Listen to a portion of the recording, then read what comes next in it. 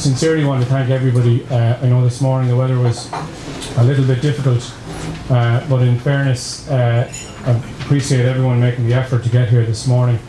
I'd like to particularly thank and welcome Marie Donnelly, who's our guest speaker here today. So we've switched around the agenda just a little bit in terms of housekeeping.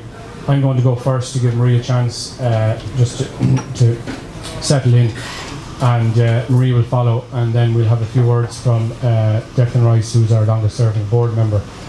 And then we'll just take a few minutes at the end, not very long, just to get some views from the floor, which we'll just record for the benefit of what your input might be in the Three Counties Energy Agency's mission for the next few years. There's a number of apologies. I'm just going to start with those, if that's okay. And I think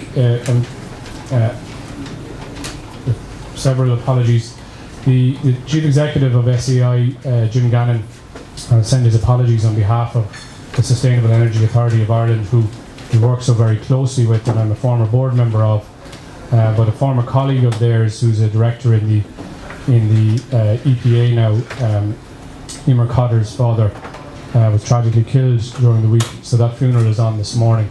So there's a number of people from the Sustainable Energy Authority of Ireland and the Department of Climate Change, Bob Hanna, who unfortunately can't be with us this morning due to that unfortunate clash. So our thoughts are with Emer and her family. And also on our own side, Shane Faulkner, one of our staff members, mother passed away during the week. So Shane sends his apologies and our deepest sympathies to both those families. So I suppose what I'm going to take you through is a little bit of what it is that we have been doing for the last number of years in the Carlow Kilkenny Energy Agency, and a little bit of what the opportunities are going forward and how we would like dearly to engage with as many stakeholders to make this thing what it can and should be. So I suppose, what are we? We're a social enterprise. We're a not-for-profit company limited by guarantor. We're working as an SME. We're a sustainable local employer. We've now got 14 staff employed directly in our own office. And I suppose this rebrand opportunity for ourselves has allowed us a bit of time to reflect, and I believe that our team and all the stakeholders that we work with in the industry are getting it done. And this, I suppose, today gives us the opportunity to add a bit of scale to make it more meaningful and more interesting for people coming towards. Again, the board is established 15 years, and we have members coming to and fro. And again, there's an awful lot of thanks goes to the board and Dennis as chair, who introduced the event. They have been through some turbulent times in the space of the energy agency, but thankfully we're moving on to the next phase. So a little bit on the vision. So now that we're relaunching as the Three Counties Energy Agency, again, we want to continue to grow strong regional partnerships. So we've had very strong relationships with the local authorities, getting projects delivered, them taking lead roles in those, in supporting the community activity that's been ongoing for the last 5 years in the region.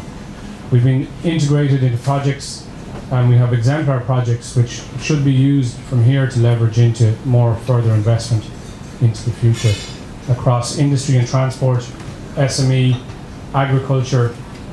The buzzword is community, and we believe we have a very, very unique community level of activity and investment over the last 5 years. Again, the residential space, the support's there for the fuel poor. That's one of our key targets, is to get to those in, we'll say, the social housing space, those providing social housing. Again, economic support groups, we're always innovating with new SMEs coming on board, giving them the opportunities and driving them toward the leader LEOs that exist. Enterprise Ireland, again, the South East Regional Action Plan has a number of targeted areas around energy and community energy, and the IDA in terms of making this a green area, and the obvious potential there is in the future for activity and business in the energy space in this region. And then most importantly of all, we ourselves, like every other SME, struggle to get the skilled staff that we require. So that whole embodiment and delivery of taking graduates from the ITs in the region and upskilling them. And we have a very good reputation in terms of taking on graduates from the ITs locally, upskilling them. And many of those have gone on in the last few years to real opportunistic careers in the energy space. which would not have been available if they hadn't got this starting leg up from ourselves. So ultimately, the vision that we have set is to create a sustainable near zero emission zone and be a magnet for jobs and business. And I suppose ideally something that is really akin to how I am operating at the moment, a truly sustainable place in which to work and live for generations to come. We've had a lot of immigration. The family ship outside is iconic in that space, but in the last 10 years there's been a significant reduction in jobs in the region. So energy is the future. We all need it, and we all need to use it very efficiently. So again, the CKEA is committed to working with all energy users in consuming less energy, more efficiently, and working towards greater choice of renewable local energy sources. So that's our key mantra. And our tagline, which is something we set 5 years ago, is driving sustainability. And that for us is really what it's all about. So the starting point really, the Wexford data will be coming soon.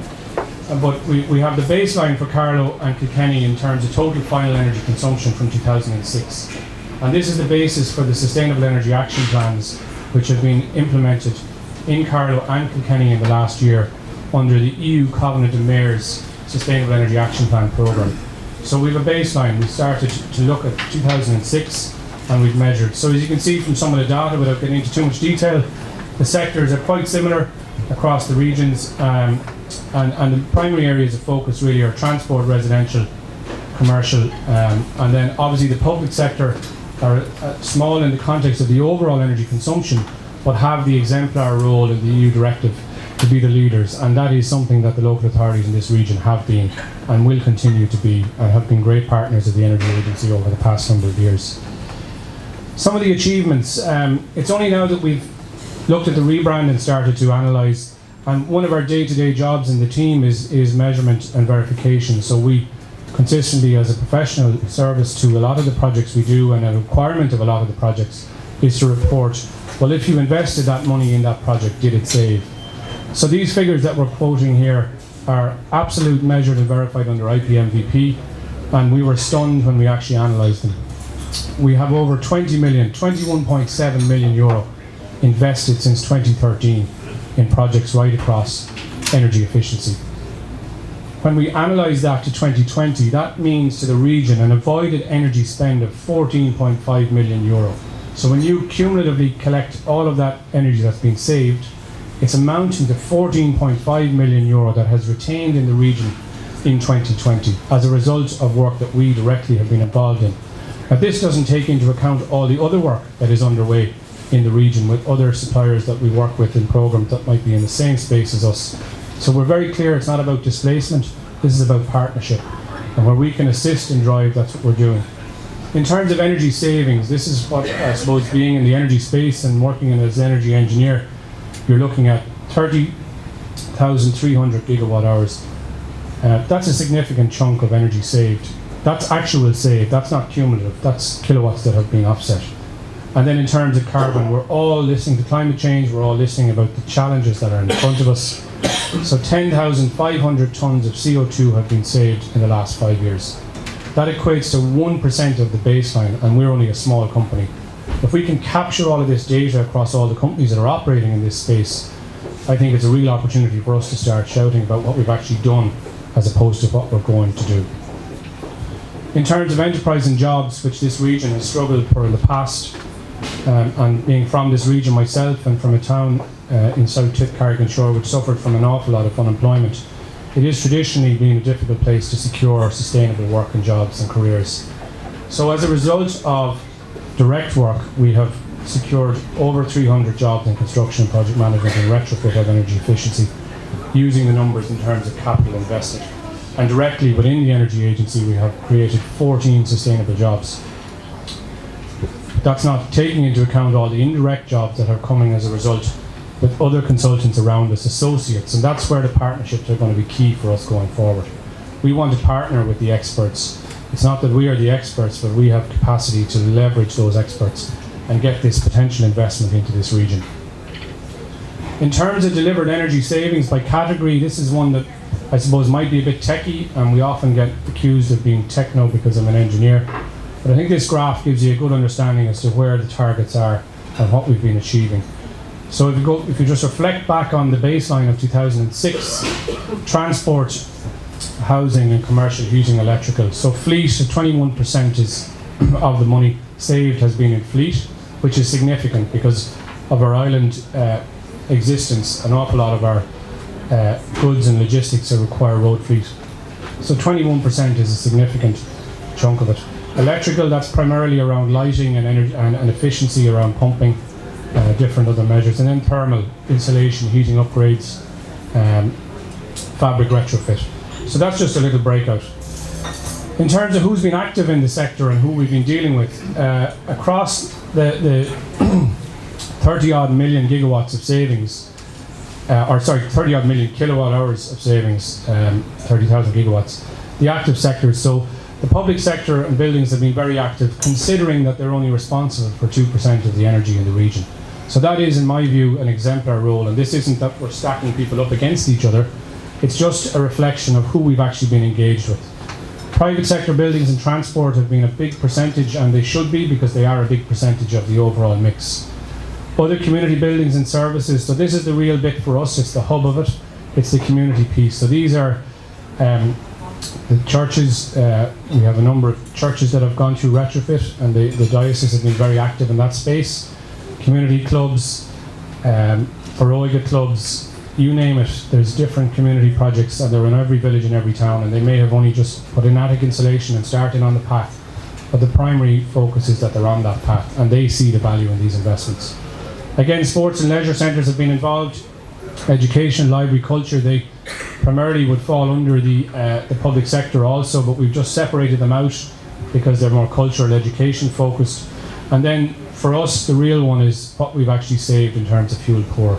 So the domestic housing, this has really for us been a focus for the last number of years, and we have very strong partnerships with the social housing providers in the local authority housing sections, and then some of the providers around in terms of the Respawns, the Brothers of Charity, Tintone, groups that are providing social housing on a day-to-day basis and working with them to drive energy efficiency. So when we cast this out to 2020, based on our projects to the end of 2017, with the accumulated by 2020, we're looking at 140,000 million kilowatt hours of avoided energy. That's a significant chunk, and that's something that we want to be, I suppose, shouting about now and bringing forward into the future. Some of the accolades, so it's always great to get your partners and your clients recognised. So we have a number of awards that have been collected up over the years, ranging from Carlow County Council in 2013 winning Energy Award, Kilkenny County Council for the Kilkenny City project, the Energy AG itself winning the Green Business Award in 2015 for Carlow Chamber Awards, then the Gloss Energy and Camphill Group for their 2 awards in 2016 under the Sustainable Energy Action or Sustainable Energy Authority of Ireland Award ceremony, and then we had 2 finalists in the small business this year. And I'm just going to take the opportunity just to show you this video because I think it's quite powerful. If it allows. Just bear with me now.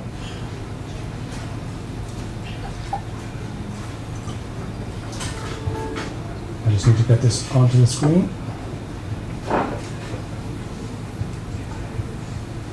Sorry now.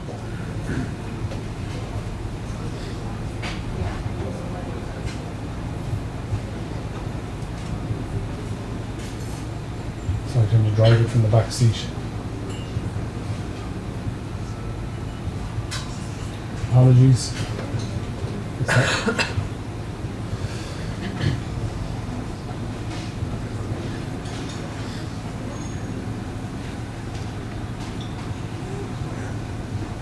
Laptops, technology.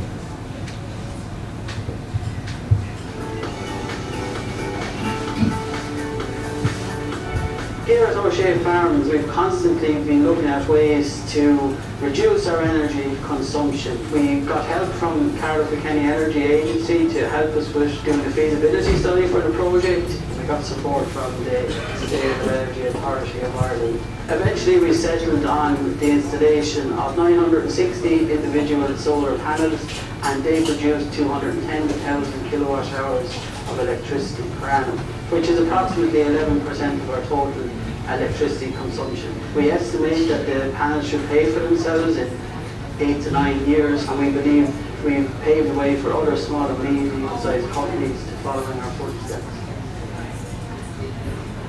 So there's just an example of one of our partners that we have worked with in 2015 and continue to work with over the next long number of years to make what their ambition to be one of the most sustainable producers of vegetables in the region. Sorry now, apologies. The other finalist this year was Courtown Leisure Centre in Gorey, where they had made significant savings and a 42% reduction in their electricity demand for what is a community-run leisure centre in Gorey, County Wexford. A couple of quick case studies. I won't delay too long on these. Again, they're just some of the real exemplar ones that we've been engaged with. Fitzgerald Nurseries, which is in the agri space, they met with us in 2015. They set a bit of a target. They knew they were going to have a heat demand. Their challenge was, would they move to Portugal, where energy was much cheaper and it was going to be easier to produce what they were producing? So by working on the projects with them, again, grants under the Sustainable Energy Authority of Ireland, they installed a new gas-fired heat pump. So they invested €178,000. They got a grant of €53,000, which is about 30%. They got finance from AIB, so we got AIB into the mix to provide the finance, and the payback was 3.61 years. And that was 39 jobs that were in risk of being exported to a cheaper energy competitor. So there's a picture of the two old oil boilers that were running there for about 12 years with the old oil burners, and they were replaced with a brand new heat pump solution with some gas backup. Another big exemplar project is the Kilkenny County Council, where they completed an energy performance bond in 2017. So this is a project we've been working with the road section in Kilkenny County Council through a European project called Streetlight EPC. And that came about as a result of our membership of the Federen grouping in Brussels, who have been very effective in partnering up with other regions. This project had 13 regions in Europe were looking at LED solutions for their individual space. And in 2017, the Kilkenny County Council upgraded more than 1,500 lamps across the county, including some of the Transport Infrastructure Ireland lamp stock on the national primary routes, which equates to 15% of their total street. But the figures on this are quite amazing. When you look at the annual energy before, or even look at the costs, because most people look at money, the cost before the project to run those lamps was €148,713 based on 2017 electricity price. And after the project, that was reduced to 47,000. They invested 600,000. They got a 30% grant from SCAI, and that brings it to under a 5-year payback. It's an absolute no-brainer. Another one, a local transport company in near Bagnallstown there, George Mullins Horse Transport. They were involved in a large transport BEC project we did in 2016, where we upgraded 371 HGVs with driver tracking, driver training, and aspects around improving their efficiency of existing fleet. There was 12 fleets in total. A total investment by the ESCO, the Kirkwood Communications Group that brought forward the ESCO, and we were the technical coordinators and grant managers of it. They have total investment of 1.6 million. They got a 25% grant, and following 1 year's analysis, offset €565,000 worth of road diesel across those 12 fleets. So that's a significant achievement in the transport space with a payback of just over 2 years. Again, we mentioned housing. There's been significant work underway for a number of years in housing. So under voluntary housing, the number of houses across the region. There's one example of an estate in Tullow, in Carlow, with the Respawn Group, where they installed 77 heat pumps and did a deep retrofit back in 2015. So we've been looking at heat pumps and new heating technologies for a number of years, and also looking at deep retrofit. We've always focused on, rather than doing singular measures, to go in and hit them hard. If you look at the projects between Carlow and Kilkenny, back in 2013 to 2015, there was over 3,600 different energy efficiency measures completed on 650 different homes, averaging 5.5. There's a range there, I won't go into the detail, but ranging from attic insulation to heat pumps, stoves, windows, doors, heating controls, so on and so forth. And then the really iconic one that we find is a real opportunity under the new programme that SEI have brought out called Deep Retrofit, is an estate-wide project in Wexford in College View, which is just completed under the Deep Retrofit programme. So there's 12 houses being brought to an A2 from a G rating, and the Daikin heat pump that was procured on that project, it was the first installation of their new model in Europe, and there's a lot of technology and learnings that we'll gather from that through data collection. Again, grant aided, but the really interesting bit is we're getting these projects turned around quite quickly. That was a 6-week programme of delivery by the contractor in partnership with Wexford County Council Housing Section. And Wexford, I have to say, are very, very active in the space of looking at energy efficiency in homes and lower energy housing. Again, just some of the estates involved in the Carlow and Kilkenny project. So New Oak Estate in Carlow, again, estate-wide upgraded 83 units. And the Butts Green and New Park Close in Kilkenny City, where there was 86 units done in 2013. So they're the areas, I suppose, the hotspots for social housing and fuel poor. So really targeting those in most need. Again, across GAA, O'Loughlin Gales is one of our first companies to come on board, and they've made significant savings on their site, which is a busy site in Kilkenny, around the clubhouse, which is a very active clubhouse and is used for an awful lot of functions. And as a result of these energy savings and the kind of complexities around it, it's very difficult actually to get a room there to run a meeting now, they're so busy. So their activity has gone through the roof. And then Galmoy, a very rural GAA club, engaged also and saved 20%. So that's an awful lot of what we're doing. So really, where are we going from here? And I just see the numbers when we analyse them, and I see opportunity. And it's all about getting finance and investment into the region. So to achieve our 2020 targets for the regional investment, in my opinion, think we need to increase our investment from the 20 million that we've already got to closer to 60 million by 2020. And the paybacks are so obvious, it's the best money you'll ever spend.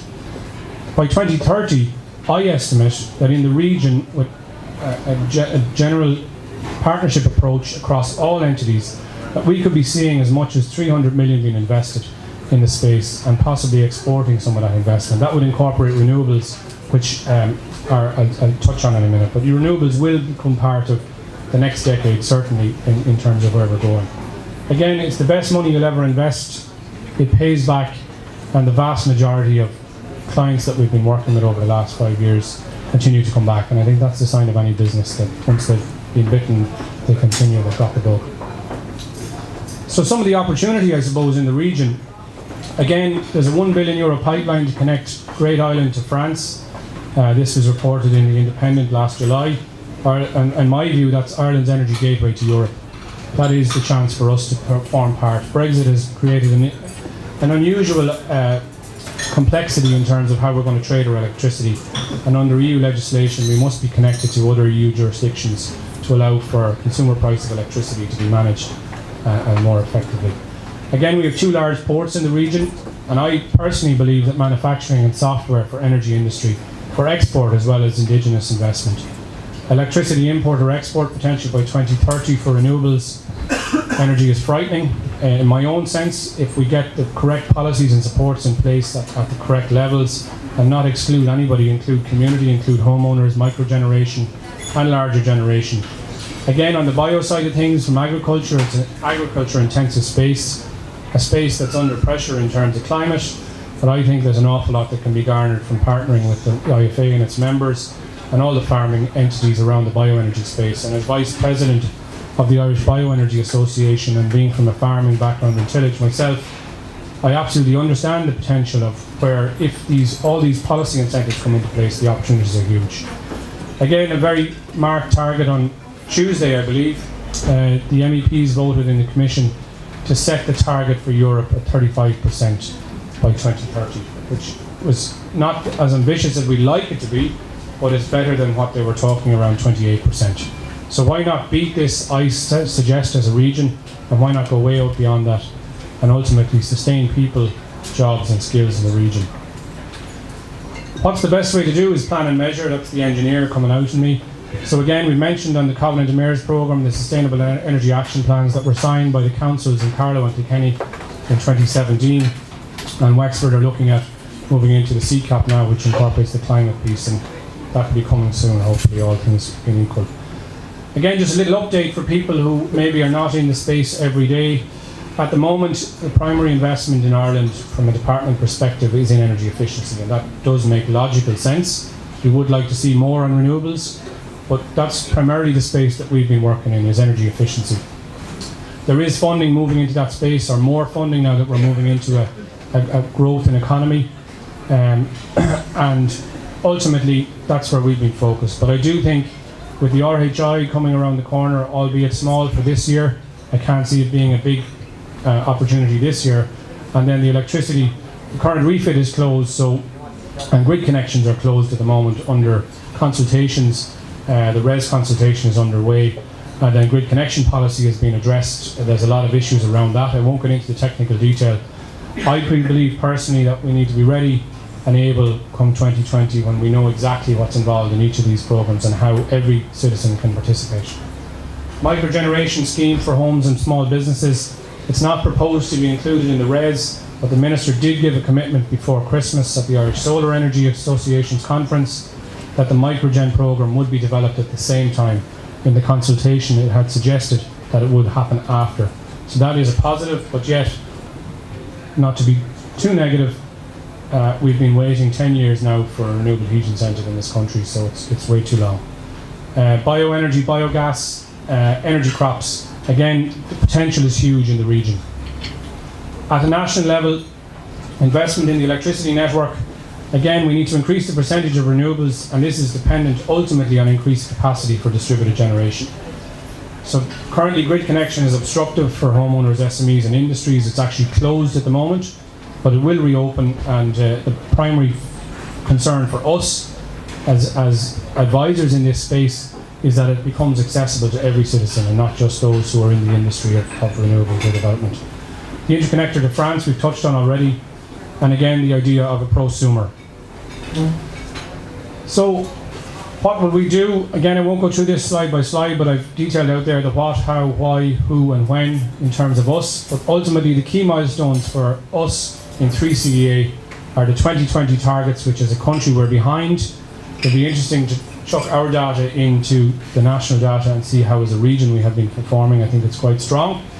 And then to get to 2030 in a very strong position, and even stronger to 2050.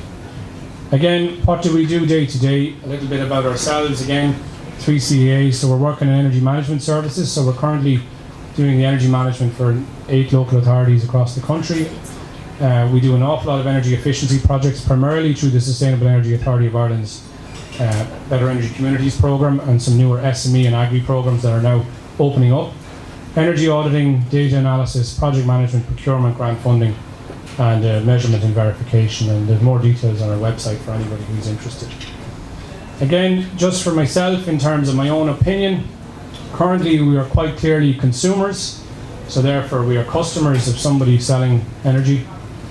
I think for the moment in this decade it's going to continue that way, so my message is continue to invest in energy efficiency. I do believe renewables will come, and it's not that far away, but we do need to work on the supports. We need to work on the public perception. There's been a lot of negativity around that space. Community resistance and microgen. So we have no dates confirmed for microgen. The next decade is all about the prosumer, and I think if we're going to engage the community and we're going to engage the homeowners, they have to be able to play their part and they have to feel a part of it. So in conclusion, it's been a very eventful 15 years now that we're leaving Carlow Kilkenny behind us. It requires a strong team, and I really do want to emphasise that it is my role as manager and chief executive to stand up here and do the talking, but none of this would be happening without all of the effort and hard work that goes in with the team right across it over the last 5 years, and I really do want to acknowledge that and make sure that people realise that there's an awful lot of hard hours and effort that go into doing what we have done and will continue to do so. Again, we always work on a continuous improvement process, so we're getting better every time, and we're starting to see the fruits of that. And then it does require strategic partnerships to bring this region into a sustainable life. And just to finish with a quote, energy and